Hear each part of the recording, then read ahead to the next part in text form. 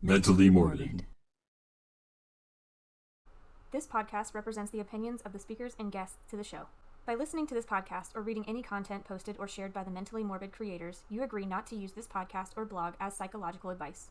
The content should not be used in lieu of medical or psychological advice or any legal capacity whatsoever, including but not limited to establishing standard of care. The content here is for entertainment and educational purposes only. No guarantee is given regarding the accuracy of any statements or opinions made on the podcast or blog. Please consult healthcare professionals for any medical or psychological care. Blast off! No. Kinsey, are you awake now? No. No? Why? Since you remember 15 minutes Good that we were doing this? Good Good morning. morning, team. Good morning, America. Oh, good morning, team. All right, let's start this meeting off with a little agenda. Let's review last meeting first. Kinsey, will you keep the minutes? No. Oh, God. Oh, fuck. Okay. I'll do it. I'd like to make a motion, set a motion, say a motion, declare a motion. I declare Propose. bankruptcy. I'd like to propose a motion that this That's is Annie. episode 51. This is Annie. Do I have a second? This is This is Kinsey. Kit. I'm not voting for your shit. Are we voting? No. Yeah, that's how they work. You This need is two Kayla. people. You need two people to back you. I think it would probably be different rules because there's only 3 of us. So 1. Listen, did I ever tell y'all when I was in SGA that we went to conferences 4 times a year to where all the SGA presidents in the system of Georgia gathered? And I proposed because we were all supposed to gather and like propose a charity. And I had one that I'd found that was kind of central. And so I stood up in front of I think like 20 or 30 other people like around my age of varying levels of professionalism. And you know how many people voted for me? Voted for the charity that I proposed?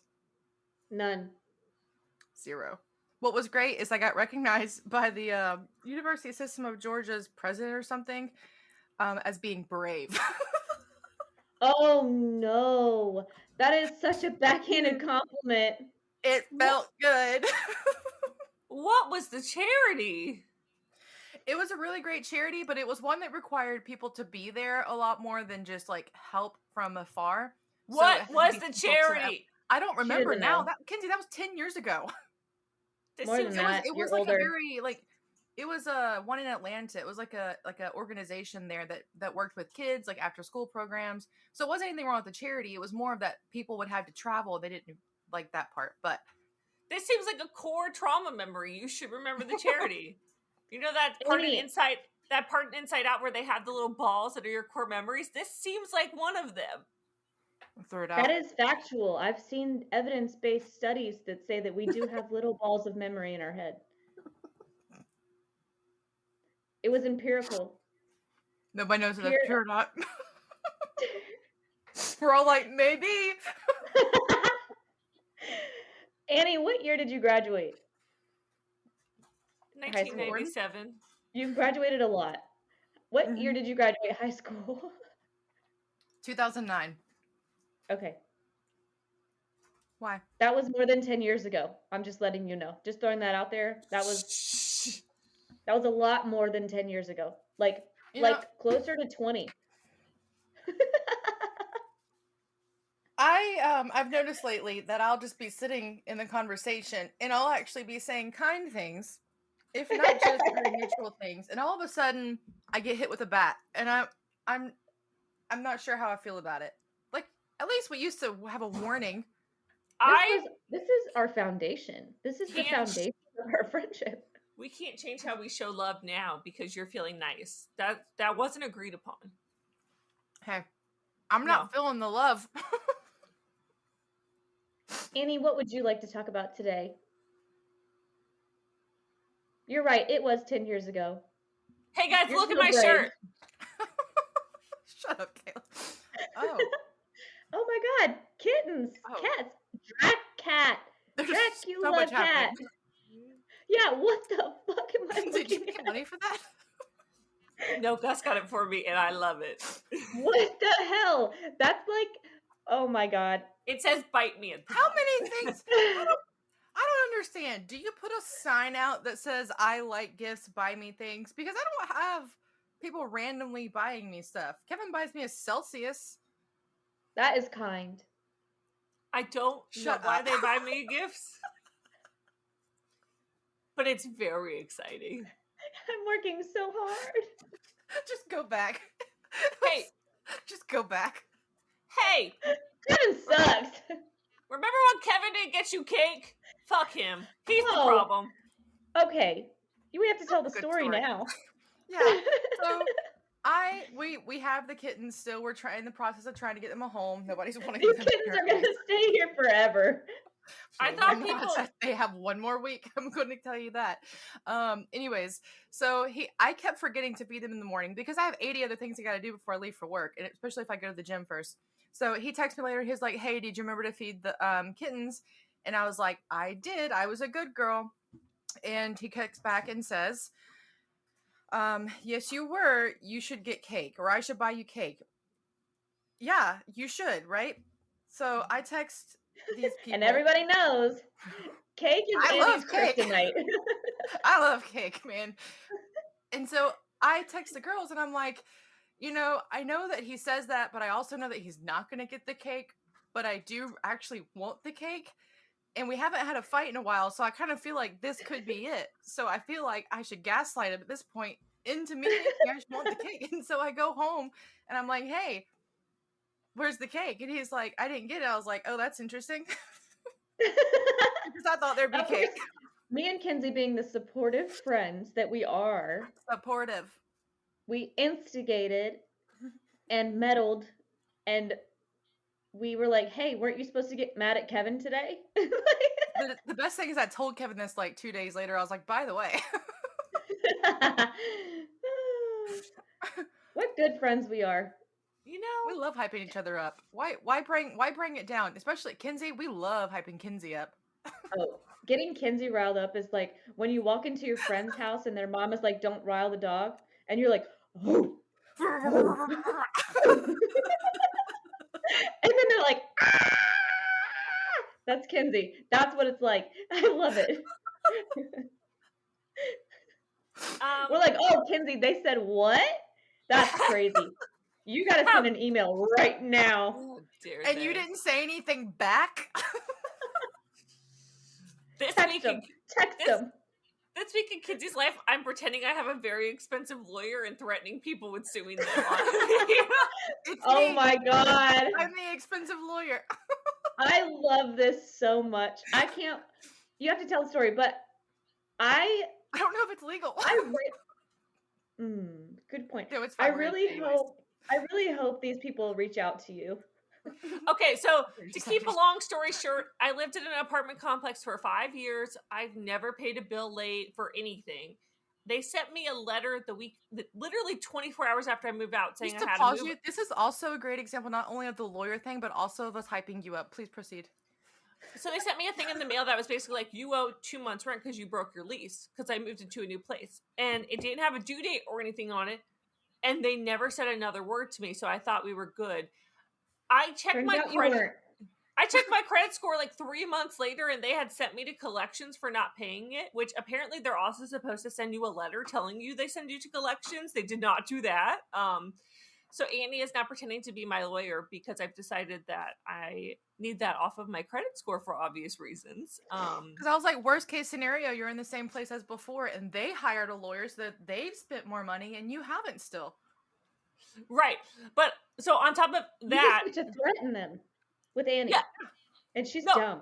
basically so I was smart. like, my lawyer Smart. said X, Y, and Z. Yada, yada, yada, yada. Are you going to deal with this? And I also sent a letter to corporate because they won't respond to me. They're basically like, there's nothing we can do to help you. And I know that's wrong. I know they can take it back. I know you could take it back. So, Do you? Because I'm not asking for them. I say tell them, you stay on them on that one. But do you? Gus dog sits for an actual lawyer, no offense to my fake lawyer, an actual Oh, lawyer. I mean, and I feel kind of offended by that because I feel like I've done a lot here. And As you should. As you should. God, I dang think it. No, I'm not feeling the love still. So yeah, actual I lawyer don't know said, what to do. yeah, mixed messages. No, I'm being so nice. it's I don't know how uncomfortable. else to. You know, honestly, I think if we were to really look at the three of us, I think Kinsey, you love good attention, right? Like you would want them words of affirmation, you want them gifts, you want that light, right? You want all of it. Give me the glory, give me your love. Me, let me just know I have my rock. Just give me a little a little discreet message that you see me. But after that, let me be in my rock. That is love. Black cat Mole. energy. Black cat energy. So that was an exciting 10 minutes. I feel tired. Listen, I was hyping Kinsey up so hard I spilt coffee down my leg. So, well, guys, it's the weekend. Listeners, just so you know, it's October 1st for us. So we're, of course, recording a little ahead. And I don't know that we've mentioned this in a previous episode because I think we just did it in the last couple of weeks. We have entered into a competition, a month-long competition. Jesus. In which we are trying to win the most points that relate somehow to the number of steps that we get every day. Every Kinsey, 10,000 steps is 1 point. Oh. And The there's team, opportunities. The walking witches. Yeah, we're the Walking Witches. It's a competition for only therapists that I saw on Facebook, and I thought it would be fun. So I invited my therapy friends. Shout out to Frank. His name is Frank. He organizes lots of competitions. We have no idea what the prizes are. Okay, here's the thing. Did he say anything about a price? On the original post, yes. Okay, so we didn't make that up. No. The original post said prize. Is this like a $5 gift card to Walmart prize? What if we do have to share a gift card? That's going to be so hard to split. I can't wait. I hope it is. $5 for 3 people? $20 gift card. It's going to be some shit we don't even have. Yeah. Wah. Or like a gas card for some obscure gas station that's only in like Kangaroo, Oklahoma. We're going to have to go on a road trip. For gas? No, yeah. I'm sure it's going to be something that we can all use and that our time is going to be valiantly. I think it's validity.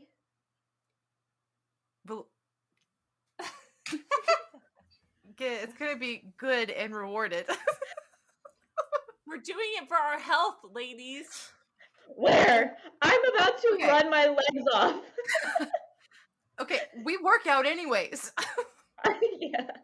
Right. That's and I funny. still sometimes don't reach my 10K steps. Right.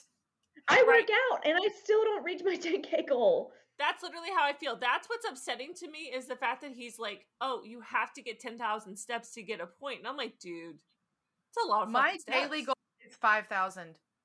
And that's hard sometimes. On my in-office days, if I'm back to back, I walk from here to a bathroom that's like 10 feet down from me and back. Yeah, I know.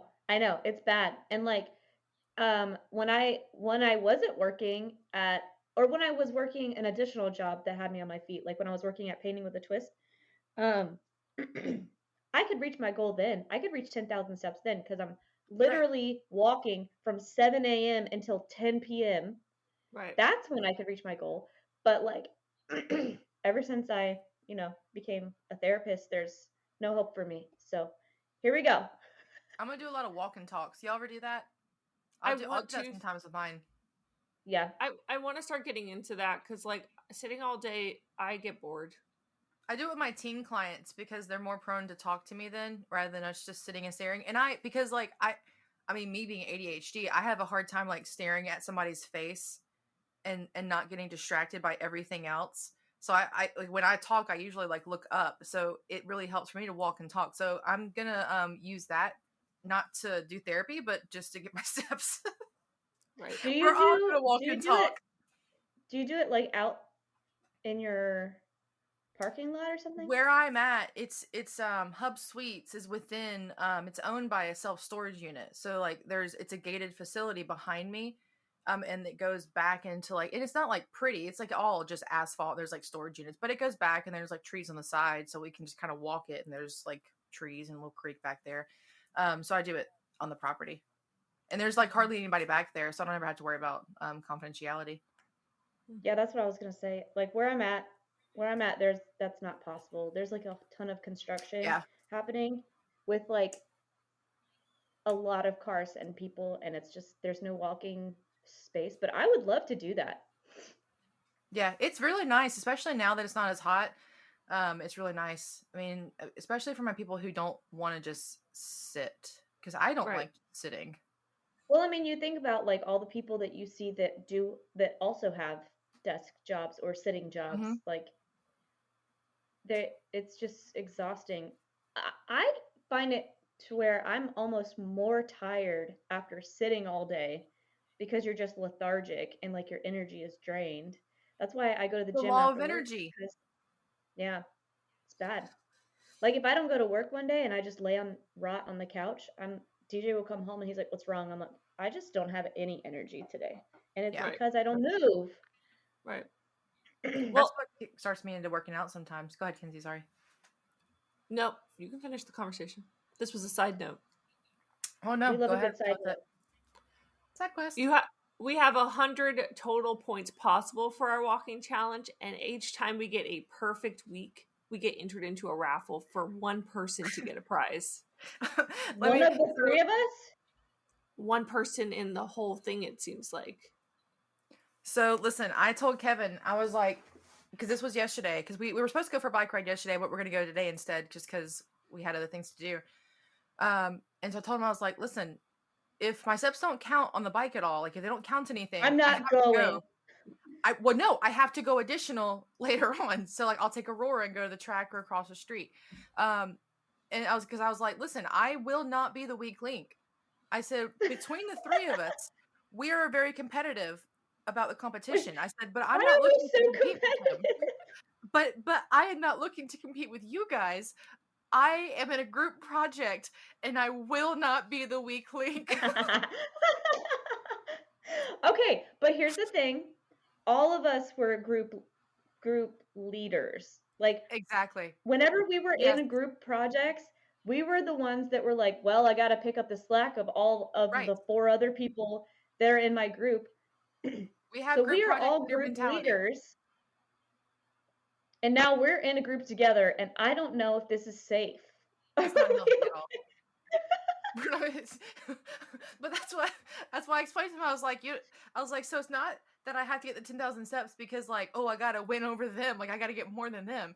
No, it's because I will not be a burden. Right. We have to get so there's like one team that wins and one team that wins and one individual that wins, and we have to have the most options to win both of the prizes. That's right. Guys, I'm about to read so many books. I'm about to literally be the person walking around my neighborhood just reading books, watching YouTube on my phone. Audiobooks. Right. No, I know, but like I have time for both. I have time to finish an audiobook and finish my book on my Kindle. Wow. There's so much time. Yeah. I'm definitely going to have high expectations. Don't forget the time that I got in a fight with Eric because he didn't do his reading for class. I think about that very often. Circles in the yard, just walking around randomly while I was texting Kayla back. Kevin's feel like what are you doing? Wait, how many steps do you have right now? Because mine is very low. Mine's very low. Yours is what? 1,400. Okay, yeah. I have 212. So I have my problem is walking to do today. My problem is definitely going to be my watch dies sometimes before the end of the day. Oh, I have 291. Bitch. Battery saver. Right. You have to charge it while you're sitting in session. That's right. No, I'm going to have to start battery saver. Annie, why are you yelling? Because I don't know why it's so hard. You just click the... Anyways, I have a story for you guys. Okay. Yay! Yay! I'm ready! Hey, congrats on This is the month that our 1 year. Just say it. I know that this episode already came out, but for us in the present moment, we are about to hit our 1 year anniversary of Mentally Morbid. We are so excited. Hooray. Woo! So we quit in about 3 weeks. Is that what we said? Honestly, I thought that last one that we recorded was going to be the last one, but here we are. Oh, well, so guys, we might be quitted by the time we get Quitted. there. We can't be acquitted. Oh, speaking of acquitted. Oh. Woo. Ooh. Oh, speaking of acquitted, there was a guy who got who shot somebody else because he was trying to prank him, and he got acquitted on the gun charges. But anyways, that's neither here nor there. Definitely not according to this story. So I'm gonna go ahead and give my references, referrals. You know, those are two words I usually mix up. I shouldn't have had tea this morning. New York Times, Common Lit, Simply Psychology, Foundation for Economic Education. Oh, that one's good. Yeah, that sounds. Is it a .org, .gov? Oh, she doesn't know. It's fine. I don't know, but it looked really official. And Wikipedia. And Wikipedia. It looked official.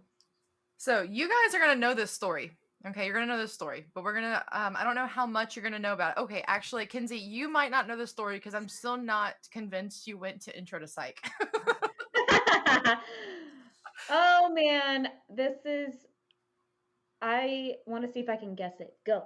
Right. But I think you're going to be able to. It's very popular. Even if I didn't go, I still have a bachelor's degree in psychology, so it doesn't matter. I'm gonna give you the inspiration, and this you might even know it just because it's so popular. You might even know it from my inspiration. So I'm watching TikTok the other day, in between listening and reading my book, because I'm listening and reading at the same time. Multiple forms of entertainment. Go. So I was watching TikTok, and a video popped up of this semi on the opposite side of the interstate speeding down the interstate with, it's like hay on the back of it or something, like big bales of hay, and it was on fire. And the lady's just recording it as she goes passes, and the cars are like having to swerve around it because I guess the driver doesn't even realize it's on fire, and because it's all the way in the back. So I guess he's just not even using his rearview mirror. I don't know. But it's a big trucks. Like, they do a lot. It's possible he just didn't know. I don't know. I'd ask him. I just have a lot of questions. Go on. Oh, there's a lot of questions that are going to be unanswered. Yeah, for sure. Okay, great. And so in one of the comments, they're like, hey, how about you get off your phone and dial, like, stop recording and dial 911? Because she's like, oh, hey, I hope somebody called 911. And they're like, in the comments, they're like, that hey, how are you doing? Oh, so, I know what this is. Yes, right. So March 27th, 1964, an article is published in the New York Times about a woman named called Kitty Genovese. Genovese. Yep. I don't know. Genovese, I think. Kinsey, do you recognize it yet? I feel like maybe. Something's happening. Yeah, I do. I do know ball of memory is trying. Oh, the balls! The balls are back. It's all connected. So in Inside Out, what's happening right now? Is it like shaking or quivering? Right now, I'm with the little elephant guy that I made up as a child, and we're in my Riley. I'm convinced that Kinsey's memory balls are like boba, where they just explode at any sort of any form of pressure. They just explode. Okay, so this article is going to feature the murder of Kitty Genovese. I'm going to call her Kitty because it's her nickname. So Kitty is, I think, 28 years old. She lives in Queens, New York. And the article says that for more than half an hour, 38 citizens watched a man stalk and kill a woman in 3 separate attacks in an apartment building. The article says, I'm going to read a few quotes throughout this. It says, each time he returned, sought her out, and stabbed her again. Not one person telephoned the police during the assault. One witness called after the woman was dead. So this went from a story about a murder to a story about how nobody did anything while this woman got murdered. Mm-hmm. So no aid came to her until after she was dead. Go ahead. I'm going to tell you, when I when I first heard this story back in undergrad, I was so shocked and disgusted by people, and like my like what's it? Faith in humanity just dropped like 50 degrees lower just from hearing Well, this. and that's where we're going to kind of go with it a little bit. So I'm gonna give you first what the article says, and then you'll see in a minute why I'm going to follow up a little differently. So the article talks about how she's getting attacked on the street. So the article is going to say that she arrives home in her apartment building. So like she parks in a parking lot at her apartment building, where she unknowingly has been followed by I think it was Winston Mosley. So his last name is Mosley. And so Mosley is going to follow her from the car, where she then realizes she's being followed. And then he starts the actual attack. So he catches up to her because she starts running. She's already screaming, help me, please get help. All kind of things similar to this. And he's chasing her down. And while he's chasing her down, the article is going to say that he's stabbing her. So the article is going to say that he stabs her and she collapses, and then he takes off in his car. And then she crawls to the back of the building. And I think at this point, like, he's already caught up to her a couple times.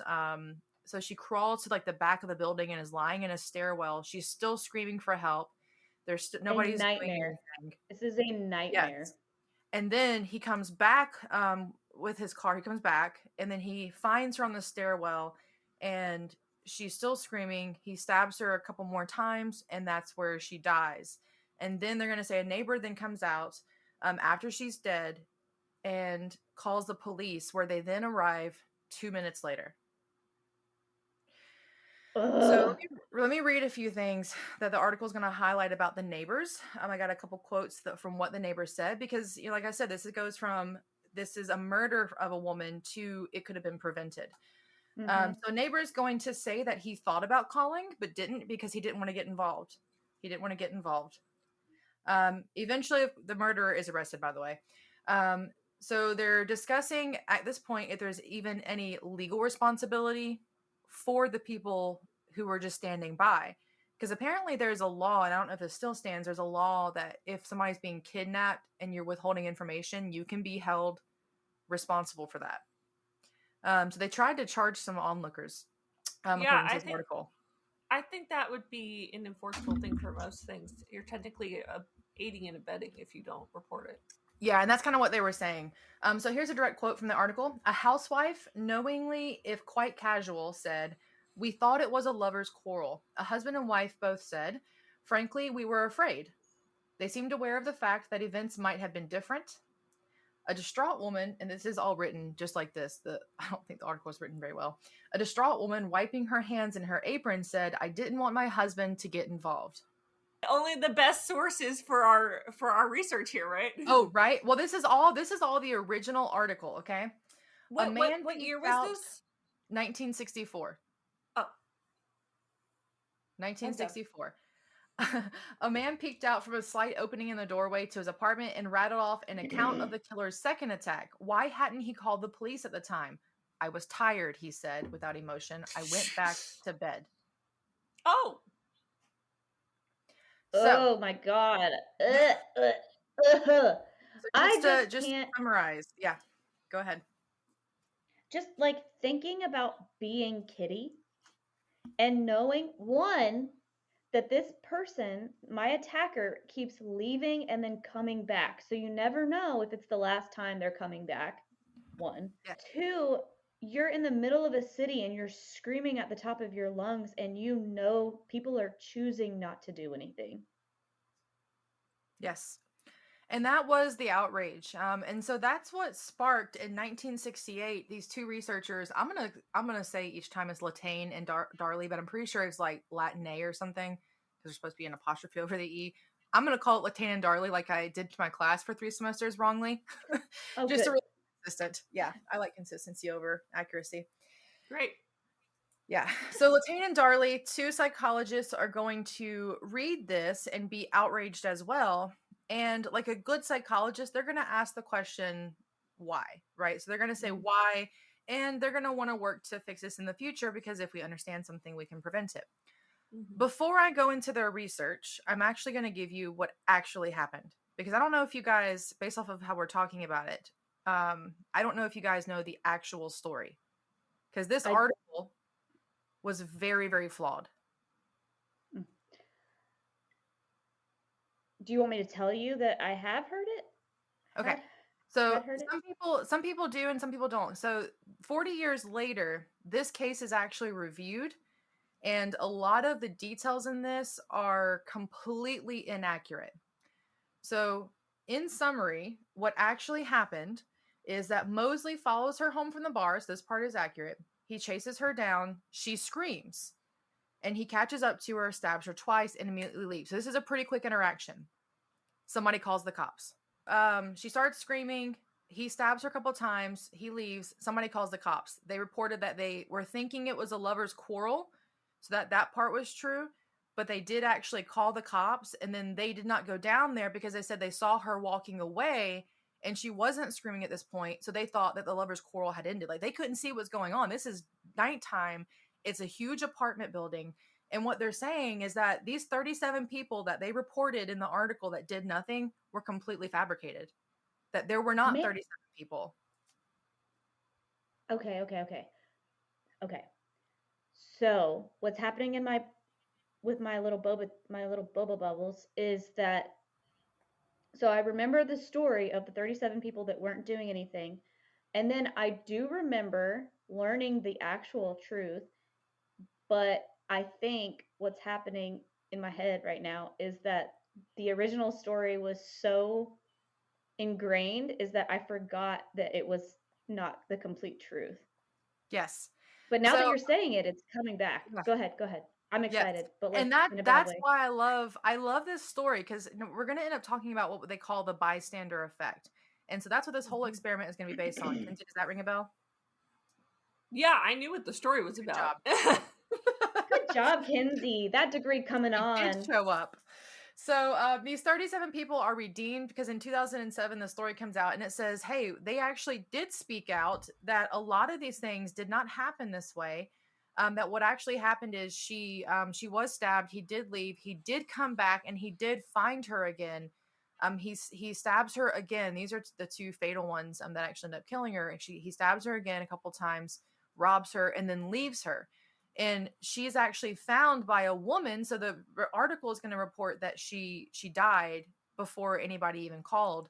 But a woman actually sat with her until the point, and she might have even went into the ambulance with her, because an elderly neighbor came out, saw her there. So obviously she's not hearing anything, saw her there and tries to comfort her, tries to help her. She even calls police. The ambulance comes and she actually dies on the way to the hospital. I have a question. Yeah. What, just for science, what's the race of Kitty? What's Kitty's race? Kitty is white. What about the neighbors? Mosley, the neighbors, I'm gonna say probably white, if maybe a few minority, just based off of 1964. But I don't know. It's Queens, New York. Okay, I was wondering because It doesn't say. It reminds me of when no one was listening to the neighbors about Jeffrey Dahmer. That's what it reminded me of for a second. Go ahead. It's a good, yeah. Yeah, and there's going to be a lot of variables here that I think we could discuss based off of why they may or may not have called if it did happen that way.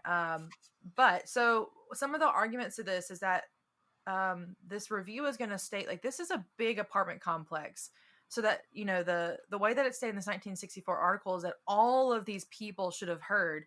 But in reality, if you go to a city, I mean, I don't know what, I think it was early in the morning, like 2 a.m. or something like that, but there's still going to be noise. It's not like people are going to hear a scream and automatically know what it was. They're also going to be sleeping. So not everybody's going to hear this. And so they're saying it's a really, really big apartment complex. So you're not going to be able to see everything, hear everything. And even if you did hear screams, what do you say? I hear a woman screaming and then just hope that they can get there. So honestly, like what I kind of wonder, because the article states that the police got there in 2 minutes. I kind of wonder if the police were trying to cover up a little bit, that maybe the response time was low.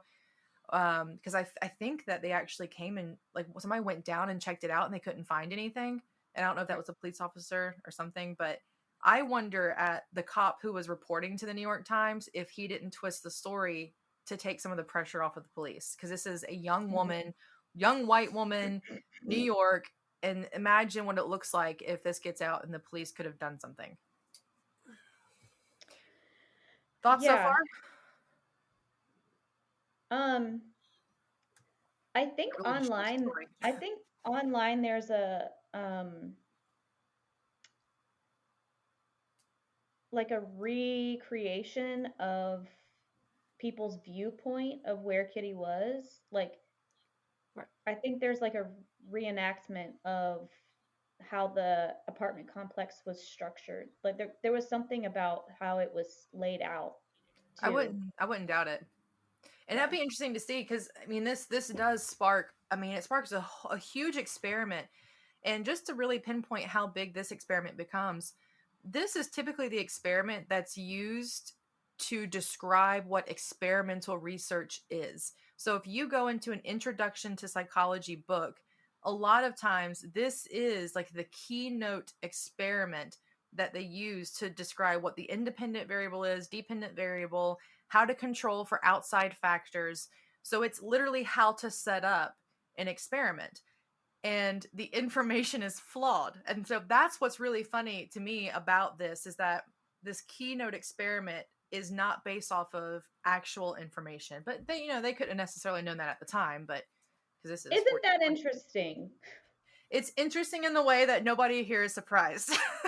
I'm not surprised at all. Like, most of my Psych 101 has been debunked. Like, Right. at this And point, I freaking love that. I love doing that, right? So all of these, like, just things that people take as factual and concrete, just tearing the hell out of it. Nothing is real, everybody. Nothing is real. Everything is made up. Oh God, here we go. I was a biology major, and then I took a Psych 101 class, and I was like, this is where I've got to be. I'm switching my major today. And then looking back, I'm like, damn, none of it was real. Look how good she's doing, you guys. Look at her. Thriving. Where do you Damn it, they got me. Hey, guess what? I can't. There's no context here. What, Kinsey? What? I know this story. Very good. It's not true. At what point did you know? When you said it. I remembered the Kitty, but I couldn't remember if it was the last name. And then I remember hearing about this story. I'm sure it was in Psych 101, but I also took a class where I did a research project on gang mentality and distribution of responsibility. I've mentioned that on the podcast before. And I feel like it came up on that research as well, because, when it comes to the distribution of responsibility, which we also talked about, I can't remember what that class is called, but we talked about, I think it was group processes or something. We talked about that as well, where you're always going to have people that are saying someone else will do it. I feel like it was either a sociology or social psychology course. Mm-hmm. Yeah, I took both of those. So, can you say that again? Your microphone rattled. Yeah, I feel like that was either a sociology or social psychology. I took one sociology course. It was very different from social psychology. From psychology. I hated it. I took a sociology class and I was like, this is not for us. Me. That was actually that was my minor. Yeah, I couldn't do it. I really didn't like it. I don't know what it was. It's just too broad. Same. I don't know. It wasn't the same kind. I think with sociology, like when you get into that major, you're going to be a teacher or a researcher. With psychology, you have a lot more career opportunities. Or politician. Yeah. But politicians were not sociology majors. They were political science majors at my school, but yeah. Well, I was actually my minor was in political science. Of course it was. Of course it was. You started the podcast talking about your freaking SGA. She just wants power. Anni with no E, vote for me. That was her slogan, everyone. So, yeah, I remember this story. I think it's really interesting because it's very similar, and you'll see this in big groups and little groups, right? Like the distribution of responsibility. It's just so interesting because someone is always going to have to take responsibility for other people's workload because people will just assume someone else will do it. So let's get into some of the research, because I think it's what's fascinating about this is that we actually do use this to apply it in very many situations. Like just recently, well, I guess relatively recently. You talking about George Floyd? Yeah, I'm There's talking a about lot of the Tahoe. there's a lot of those stories. I don't know Yeah. which story you're referring to. Yeah, Right. so George Floyd, his death. So they're gonna say that part of the reason that that nothing happened, or that it happened and nobody did anything, is because of the bystander effect. So we're still seeing this used today, and this is all based off of the idea that nobody did anything with Kitty, but somebody did. And so I think many people actually did. So that we've got to look at, is this information I'm going to present to you actually factual? Right. Okay. Okay. Just to throw this out there, though, there is the authority figure in the George Floyd case, which has a huge impact on Yes. people's ability, or I guess mental ability, to do something about it. Like, So let me give the information for Latane and Darley's experiment, and then let's talk about some of that stuff, because I could some talk people about are this not for going to know days. this. Go. It's a very, this is the part I've been waiting to get to. So I'm going to give you the research, and then we'll kind of go through it.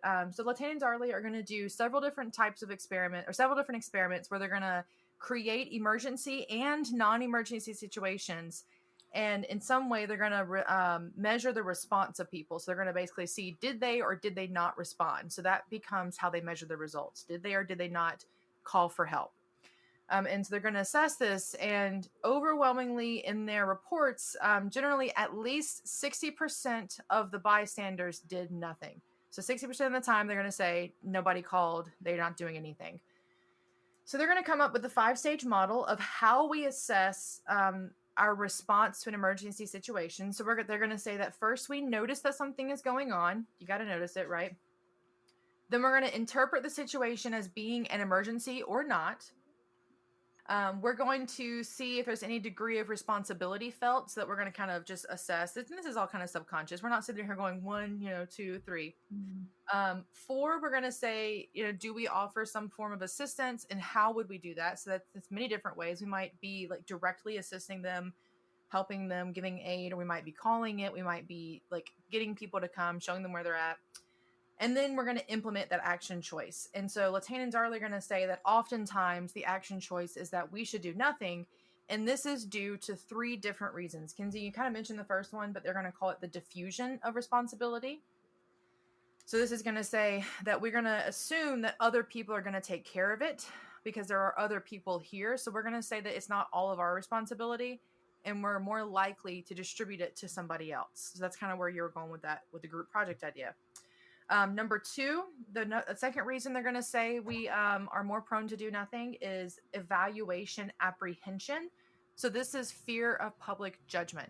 This is where we're scared we're going to do something wrong. There's somebody else that might be better suited. So think like social anxiety, honestly, is where this one sounds like it's going. So that's evaluation apprehension. How are we going to be evaluated once we've done something? Mm-hmm. And the last reason that we might not do anything is pluralistic ignorance. Whoop. Pluralistic ignorance. This is I had to copy and paste this one. I was like, I'm not gonna remember this. The tendency to rely on the overt reactions of others when defining an ambiguous situation. So this is basically where we're saying we're not really going to know how to handle it because we're trying to figure out what everybody else is saying. So it's like group mentality. Like, what is everybody else going to say we're supposed to do? And if nobody else is doing anything that we can tell they're doing, then we're not going to do anything. So it's kind of like herd mentality too. There are so many levels to this.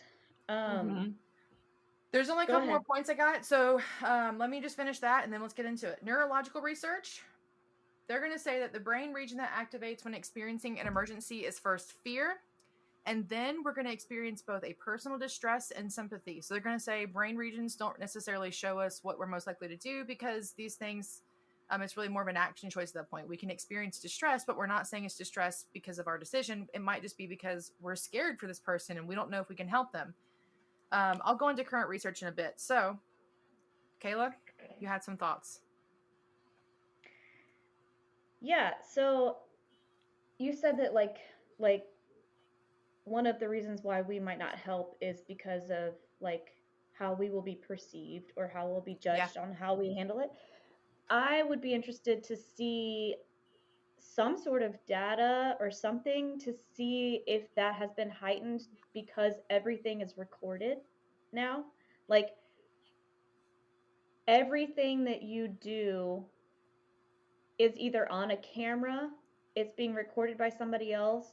There are security systems that can prove, like, I have seen cases, and I can't name one off the top of my head, but like, I've seen cases where people get in trouble for doing the right thing. Like, especially like if you're on, like, if you're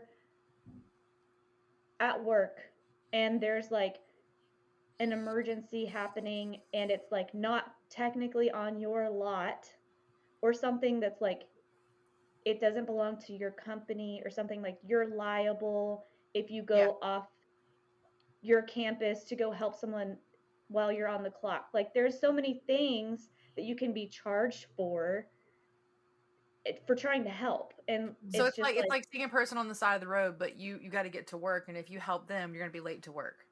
well, no, it's like your company is liable because you're on the clock, and if that person dies on your hands and you're on the clock, you could be held accountable for something. Like you're Gotcha. liable for your company or whatever, however you say it. But like there's so many little nuances that you can get into. So like I would just be interested to see if the social judgment thing has increased because everything is recorded. Like that has nothing to do with the job part. But like there's Yeah. always someone on Snapchat, right? Like Right. you're in the background of somebody's video or something. And especially if it's like an emergency, they're like or like if someone's in the middle of a fight, like a bar fight or something, someone's recording that shit. And like you could be in the video trying to take care of something, and then I don't know, there's just like there's that thing going on in the back of your head, like will I be held accountable for this? If something crazy happens, will I get charged with manslaughter? Like there's just so many little things. um they've actually, when I was in undergrad, I was a CA, which is the same thing as an RA, community advisor. Oh. So we were in charge of the dorms, like we were the people to take care of the little freshmen's people. And they actually used this bystander effect to train us on how to overcome bystander effect. And what's funny is all of my friends were also CAs. And one time we were all going downtown and we saw a girl laying face down on the concrete, and we had all been like pre-gaming, so like we had alcohol in our system, but we weren't drunk, and we all like looked around each other and we were like, we got to go help him. So literally like 7 people are running across the street to go help this girl, and she stands up, she's like, good job, you're on camera. She was like, it was a social experiment to see how many people would help. It was like for a class or something. And so Yes. we were like, and then we all got personally interviewed to about why we helped. And we are like, we thought it was the right thing to do because she's face down downtown. Right. And 2, we were trained for this. So Right. like one of us was already trying to call the police, like the campus police. We were like on it. Well, and that's Right. what I think. So one of the current research articles that I found, I think this was on the economic education website. So it says after reviewing more than 200 videos, so this is some meta analysis here. 200 videos of real life altercations, real life, not experimental, in which bystanders were present. A recent study revealed that at least one bystander intervened 91% of the time. That's good. That, I mean, and then there's another one. Do you want to people? Do you want to quickly tell people what meta-analysis is? So this good, one's not fully good catch. meta-analysis. Now the next meta-analysis that says the more people that are present, the higher the probability of help. Their meta-analysis is a review of many different articles, many different studies to what's the word? Not combine. This is good. Summarize? Maybe I'll just Google it Kinsey, for a more clear definition. I'm trying to find the word that you're looking for, and it's really stumped me. A meta-analysis is a statistical analysis that combines the results of multiple scientific studies.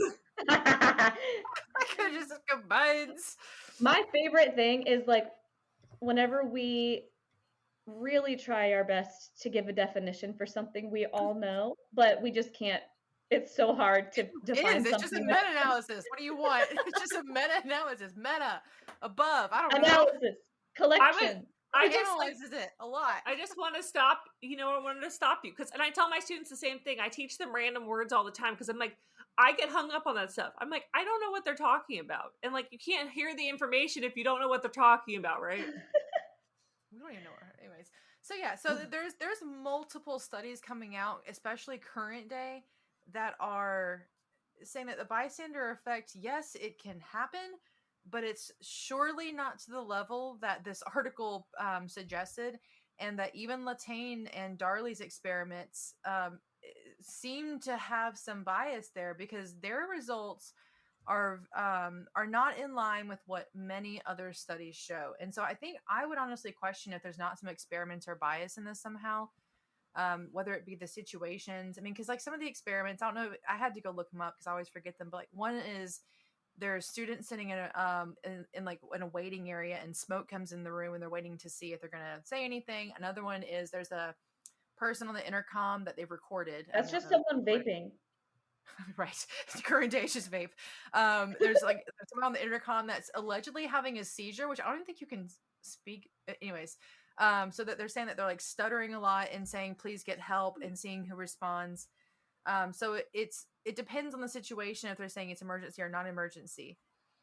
And I haven't gone through these studies in depth to see, like where the bias could be. But I just think that if we have current research that's showing the quite opposite, could it be that a lot of times what we think is bystander effect is simply just drastically something else, whether it's misinformation like this, where the cops do actually show up and the cops are called or aid is rendered, or the person doesn't need help. They've assessed it and found out that they don't need help. So yeah. I'm also curious, like I know I would not be able to personally help someone who's having a medical emergency.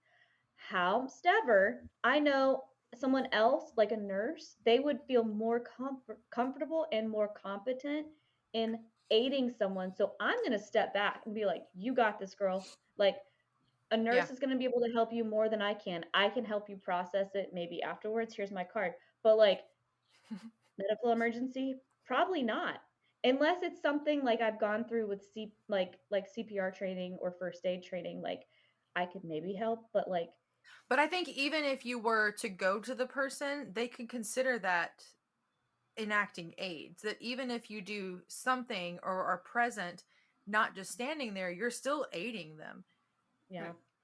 I once dragged a girl out from under a stall in the bathroom of a club because she was face down next to a toilet. And Kinsey, she was why like, were you in the toilet? I was down in the stall. I was actually there for this, but no, I was not the girl. The floor was literally an inch of water on it because I don't know, but either way, poor girl. Kinsey was there. I dragged this girl out from under the stall. I was there, not the one in the bathroom stall, and I remember her sister. And I remember her sister was there, and she was the least concerned out of anybody. This is just a Saturday night for us guys. This girl was not conscious. Like, she was unconscious, had no idea what was going on. And I was like, where is her? Because I got like 2 words out of her. And I was like, who are you here with? And she said, my sister. And I was like, someone go find this girl's sister. Like, somebody go find they've got to go. And Well, and I eventually do the think security guards came and helped, but yeah. a lot of times when it's a very noticeable emergency where it's like out in public, I do think at that point that there's going to be the assumption that somebody has called, just simply because modern day we have, so like in this day and age when they made the experiment, when they did the experiment, it's 1968. When were payphones even a thing? Like, where were I don't. phones? Were phones? Where? I don't That's know. a good question. Did they have payphones? Kevin. because now we have cell phones, so everybody can call. And I say everybody. I know not everybody has a cell phone, but most people can call. This can't be Wait. it. It can't be right. It says payphones were invented in 1889, but like I don't know when they became like on the street payphones. Hey, when were phones invented? Oh no. We're getting off track. It's Hold on. important. It can be. Listen, when you wanted me to define meta-analysis, you want our viewers, our listeners. 1876. No. There's no The way first, they have. hold on. The first basic phone was 1849. The But yeah. prepay phone debuted in Chicago in 1898. 1902, there were 81,000 payphones. Okay, so maybe there's some payphones, but not everybody's carrying around spare change. And you got to pay to call the cops. My God. I Was remember 911 payphones. free? Like I don't know. I don't remember how they worked. payphones used to be Kevin. fun. I liked God. payphones. I remember when they Okay. had them in the middle school, they took them out because everybody kept calling bomb threats. We did- Anyways, I so did not have mine in middle school. My school didn't have that. we had, well, they were probably taken out before you got there. They were taken out when I was in middle school. So No, my schools were all, my middle school and my high school were like new buildings, so they never Oh. had them. I know, too many Annie went kids to- in one county. Annie went to Oh. middle school in prison. That's why she had payphones. That makes sense. That makes sense. that's why I'm so strong. So yeah, I think when I'm looking at the like the psychological processes, it's hard for me honestly at this point to take the research not seriously, but take it and use it. Right. Just because a lot of it has been so debunked. I mean, just to know that like the New York Times article where I mean they were dogging the hell out of these onlookers who did nothing, and then to find Yeah. out 40 years later, after all these years of research about this topic, because this is a huge topic in psychology and it's still used today to describe why people don't do anything. It's all based off of inaccuracies. Like there's a story, and I did not look into any of these details, so I can't tell you how factual it is. Disclaimer. This is good. There was a story, but I have heard about this one before, about a woman who was being raped by several men on Facebook Live, and there were thousands of viewers, and the cops weren't called. Like I said, I can't speak to the There's accuracy no of that. way.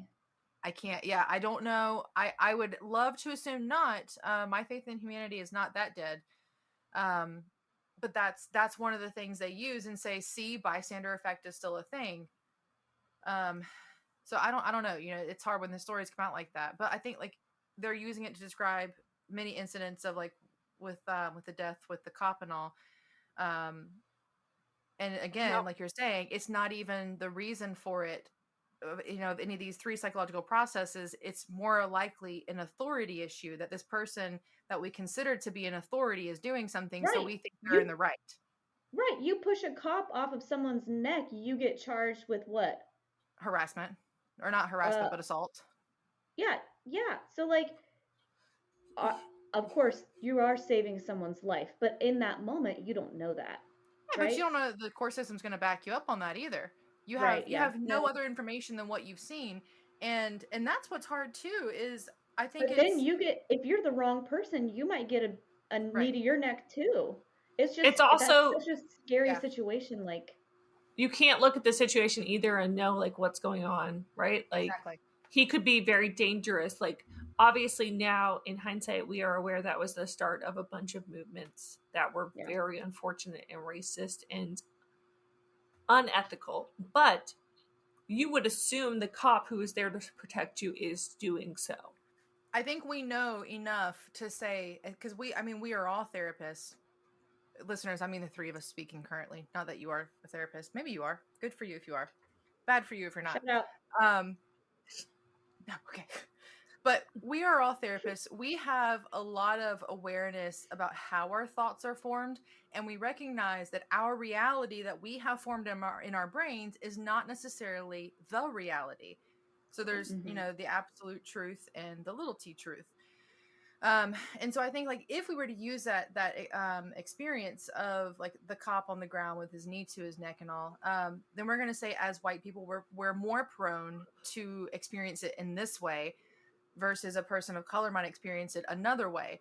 So knowing that kind of information just even throws in so many more variables of how we're going to assess an emergency situation.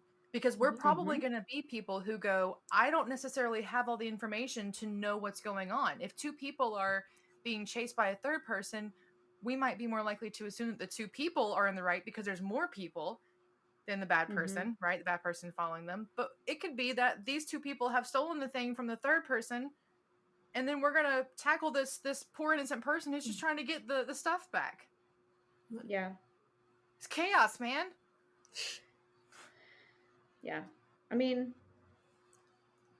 it's just so hard, and your assumptions can change in an instant, or like the way you're thinking about a situation can change instantly, and sometimes instantly isn't fast enough. Yeah. So I definitely, I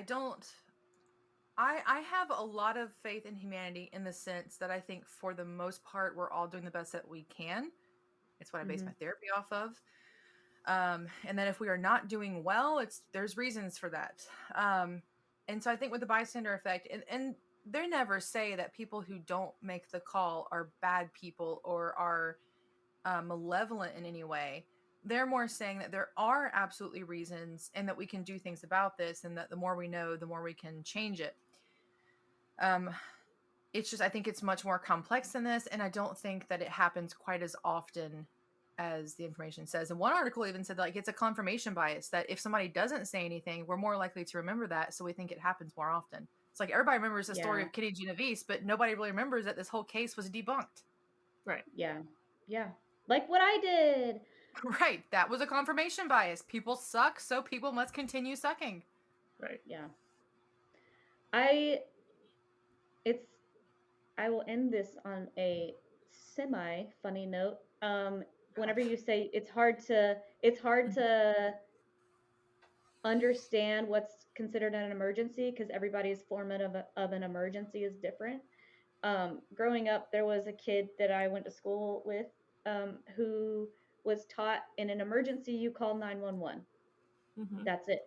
In an emergency you call 911.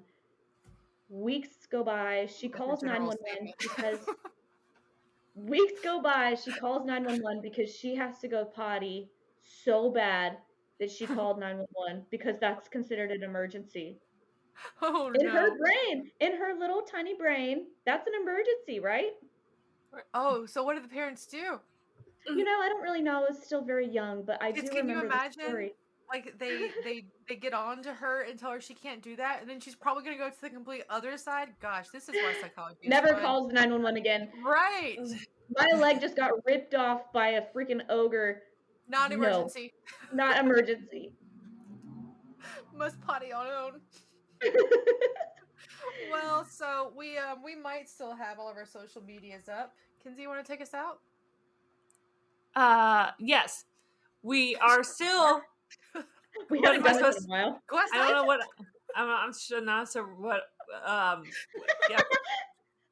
We still have all of them: TikTok, Facebook, Instagram. I went to Universal and then immediately went to Utah, so haven't been posted as much. But get ready for the influx to start again. Here we go. You can follow us, Mentally Morbid Pod, on most of those. We also have a Venmo if you want to give me money because I pour. That'd be great. It's always me money, not us money. No, me money. Give me money. I'm convinced we'll never see that money if anybody sends it. Give me money. Or lamb chops. Give All me right, cookie, ladies. got you cookie. I hope everybody's ready to take a nice long walk today. I'm Woo! going right. Then I'm gonna have to go walk a 5K. Right. I don't know why you're doing that. In my head, I was like, I should go roller skating, and then I was like, why would I do that? That's a waste of time. I have to go walk. Nope. No bike Well. for month, Annie. You can't. Feel free to do this competition with us, listeners. You'll be about like a month behind, but do it with us. 10,000 steps a day. That's not so bad if you sit at a desk for 10 hours of that. So until you get your 10,000 steps, listen to us while you get your 10,000 steps. We hope you stay mental. Stay morbid. And we'll see you Tuesday. Mentally Morbid.